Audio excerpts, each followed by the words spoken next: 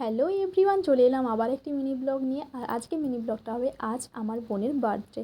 তো বার্থডের সময় আমি মানে এই দেখো এখন ইন্ট্রো দিচ্ছি। ভাবছিলাম ভিডিওটা করব না, তার কারণ হচ্ছে আমার স্বামী হঠাৎই বাড়ি চলে এসেছিলো। আর এই ভিডিওটা অনেক পুরনো, প্রায় এক মাসের মানে আগে, এক মাস আগে ভিডিওটা করেছিলাম। আর একদিনই বাকি আছে, আর একদিন হয়ে গেলে এক মাস হয়ে যাবে।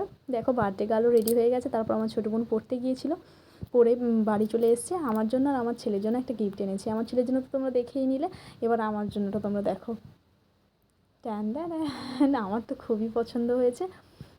আমার বোন আমার জন্য কেন জানি না এনেছিল, ও কিসের জন্য এনেছে তাও জানি না, কিন্তু খুব সুন্দর হয়েছে। তো আমি ওকে বলছিলাম থ্যাংক ইউ, ও বললো ওয়েলকাম। তারপর দেখো এই আমার বোনের কেক, আর এই দেখো ওকে সবাই আশীর্বাদ করে নিচ্ছিল।